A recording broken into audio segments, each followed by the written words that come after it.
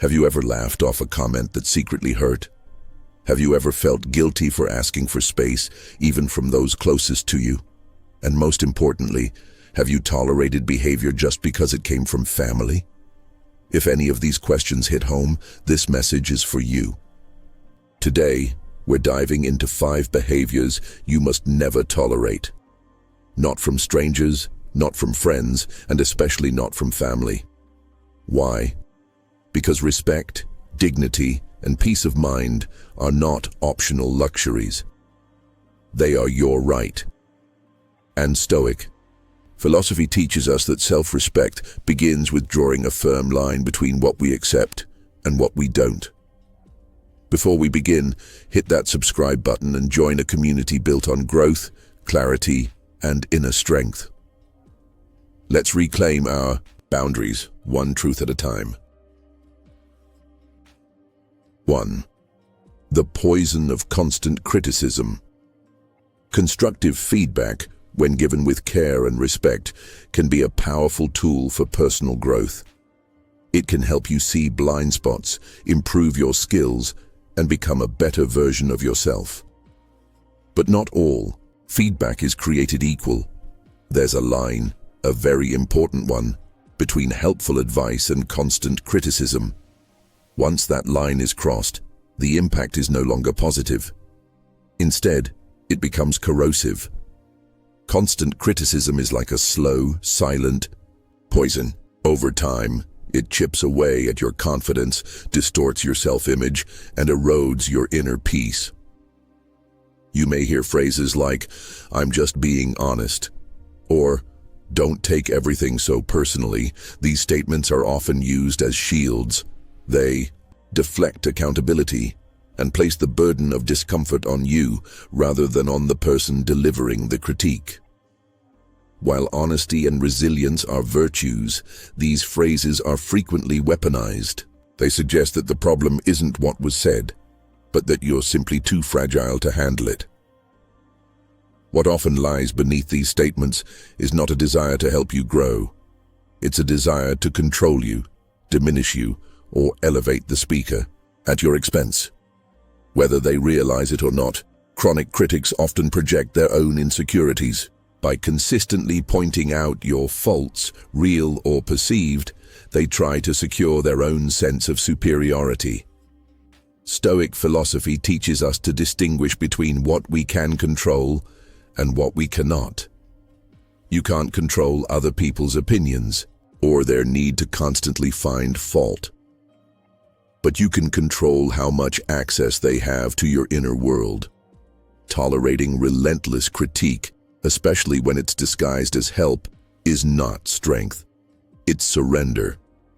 It's giving away your power, your self-worth to someone else's dysfunction. Marcus Aurelius, the great Stoic emperor, once wrote, "You have power over your mind, not outside events. Realize this, and you will find strength." This wisdom reminds us that we are not obligated to accept every word spoken to us as truth.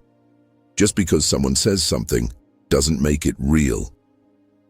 Especially if it comes from a person who never seems satisfied, never offers solutions, only problems.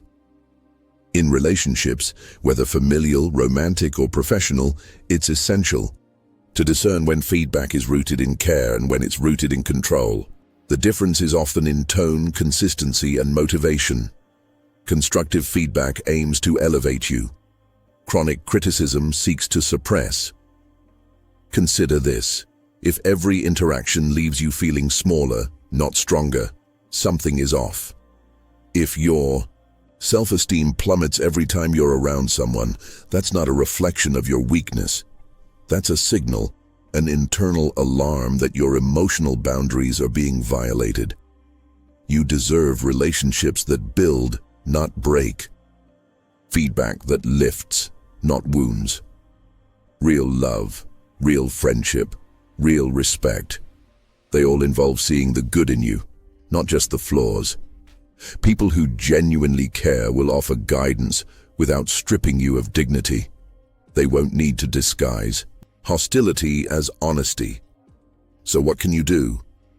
Set boundaries. If someone continually criticizes you, call it out. Ask for clarity. What is your goal in saying that? Or, is this meant to help me or hurt me? These questions force the critic to reflect on their intention and let them know you're no longer a passive recipient. Limit exposure. You may not be able to cut all ties, especially with family, but you can decide how much time you spend and how much energy you invest. You can limit the emotional access they have to you. Reaffirm your own voice. Keep a journal. Talk to people who uplift you. Read books or content that remind you of your worth. In a world where criticism is loud, self-affirmation must be louder. Most importantly, don't confuse endurance with virtue. You're not more noble because you tolerate mistreatment. In fact, walking away from toxicity is one of the most courageous acts you can commit. 2. Boundary violations are red flags, not tests. Boundaries are not walls meant to isolate us. They are structures that define who we are and how we wish to be treated. Just as your home has doors you lock and spaces you keep private, so too should your inner world. Saying no is not rude, it's a declaration of self-respect. Unfortunately, not everyone will honor that declaration. Each time you assert a boundary and someone tries to override it, they're not confused. They're communicating something very clearly. They don't respect your autonomy. They want their comfort to take precedence over your needs. You might hear, "Why are you being so difficult? I thought we were closer than that. Don't you trust me?" These are manipulation tactics. They aim to make you question your decision, to protect your space. They flip the script, casting you as the offender for simply asserting your right to say no. The Stoics believed in protecting the mind like a fortress. Epictetus wrote, "No man is free who is not master of himself." That mastery includes the ability to draw boundaries without apology.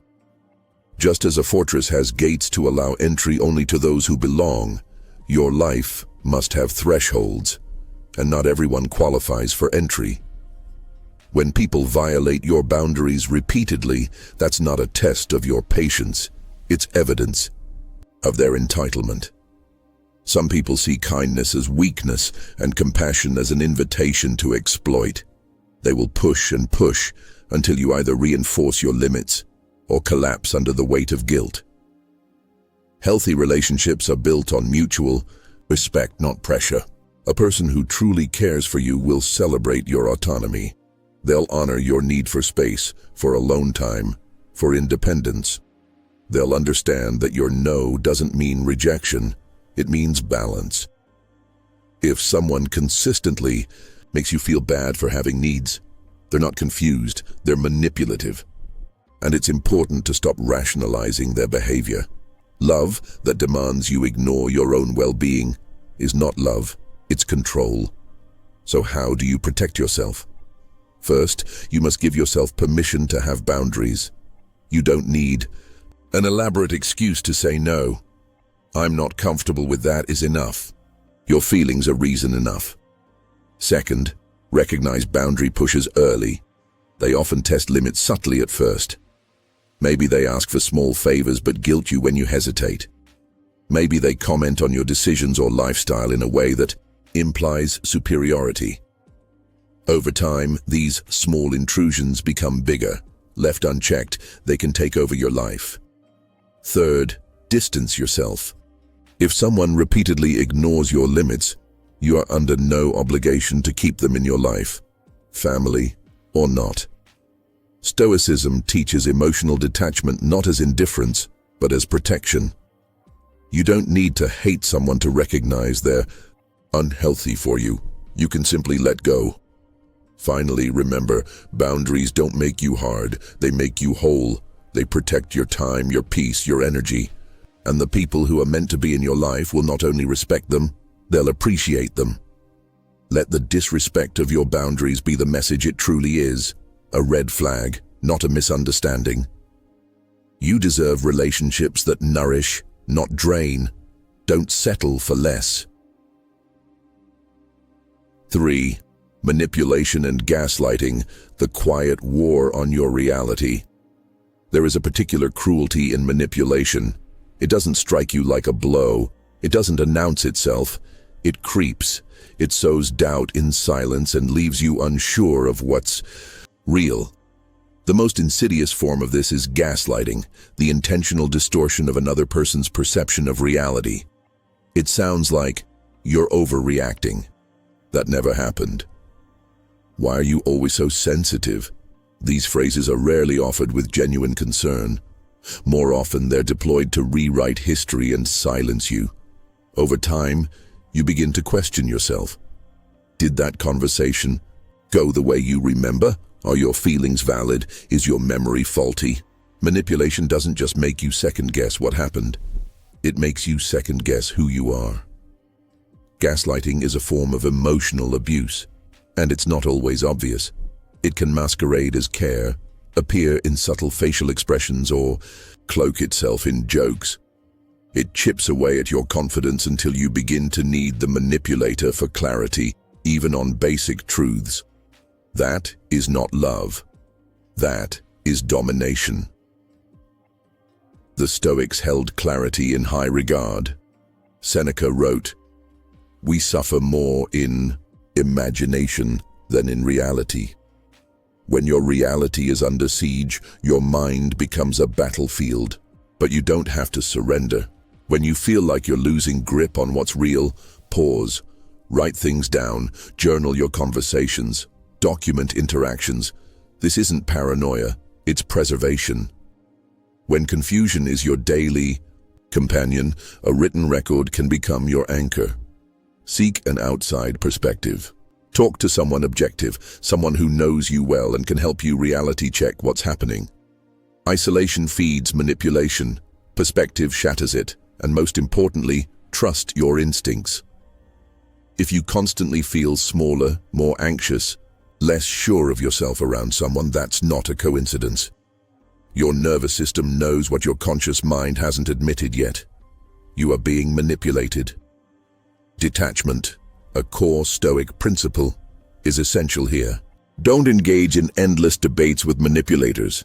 They're not interested in the truth. They're interested in winning.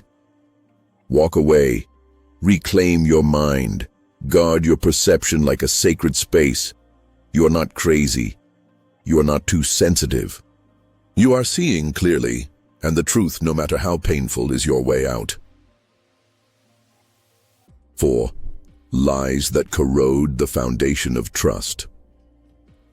Trust is not merely a pleasant feeling between people. It is the invisible contract that holds every meaningful relationship together. Whether between friends, lovers, siblings, or colleagues, trust is the sacred glue that ensures connection, cooperation, and peace. The Stoics understood this intuitively. To them, virtue, especially the virtue of honesty, was not an optional trait. It was essential to a well-lived life. When someone lies, no matter how small the lie may seem, they introduce a crack into the foundation of trust. Over time, those cracks can grow into chasms. Little white lies become habitual, and before long, reality itself becomes distorted in the relationship. You no longer know what's true. Was that story real? Is their apology sincere? Can I trust what they say next time? Deception, especially from someone close, is more than an insult. It's a betrayal of your shared reality. When someone lies to you, they are saying, intentionally or not, "I care more about my comfort, my advantage, or my image than I care about being honest with you." This is why even small lies can cause disproportionate pain. They aren't just about the facts, they're about values. The Stoics taught that our inner character is the only thing we truly own. We cannot control other people, nor can we control outcomes, but we can control our commitment to truth. Marcus Aurelius wrote in his Meditations, "If someone can show me that what I think or do is not right, I will happily change, for I seek the truth." For the Stoic, truth is not just useful, It is sacred. In contrast, when someone lies repeatedly, they are actively corroding the relationship. Chronic dishonesty destabilizes your peace of mind. It causes you to doubt your instincts, question your judgment, and overanalyze conversations. You replay their words in your head, wondering what was real and what was performative.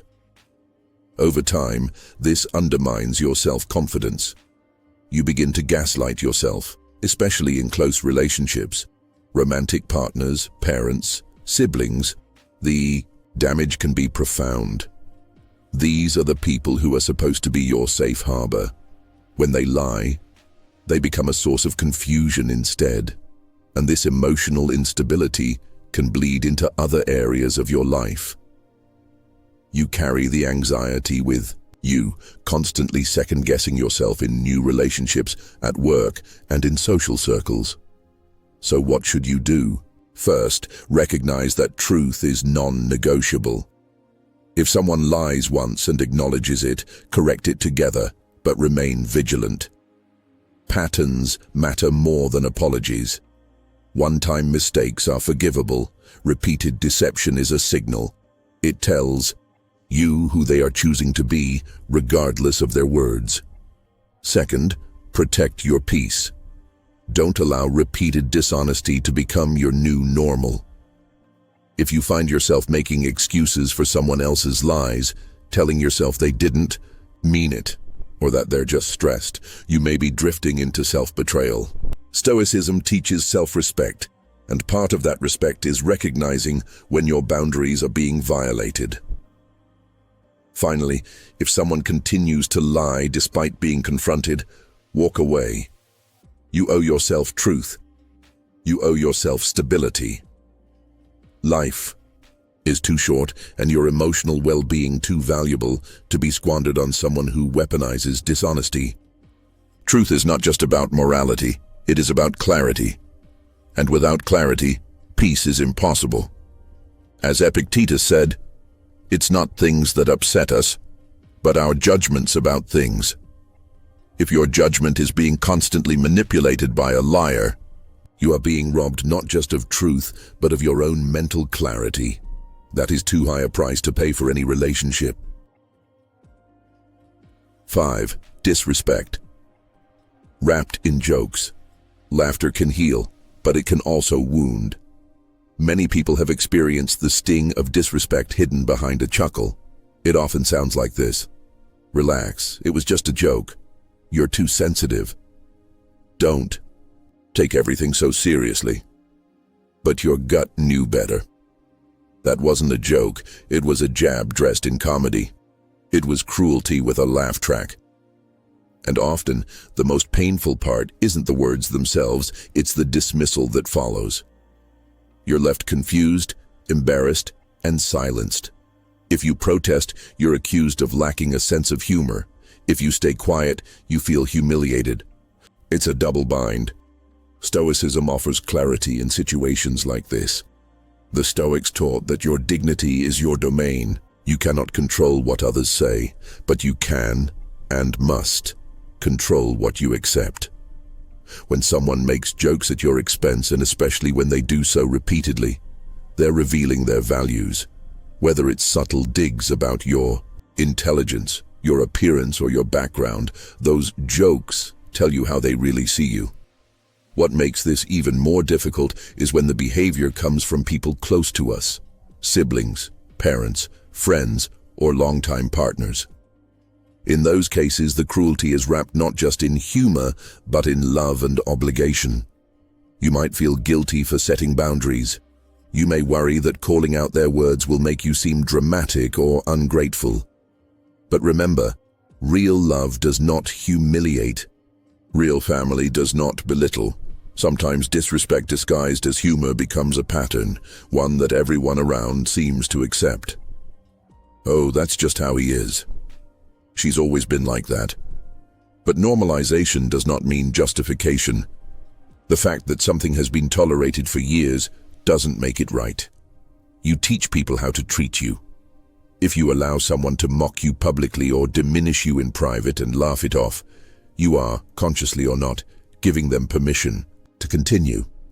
Stoicism calls on you to align your external actions with your internal values. If your inner voice says, "This hurts," then it is your duty to honor that voice, even if others try to laugh it away. The next time someone tries to shield cruelty behind humor, stop the cycle. Name it calmly but clearly. "That joke felt disrespectful. I don't appreciate being made the punchline." These aren't dramatic statements. They are expressions of self-respect. If the other person responds with defensiveness or further mockery, that tells you everything you need to know, and if they respect you, they'll listen. Real respect means being willing to adjust, even when it's uncomfortable.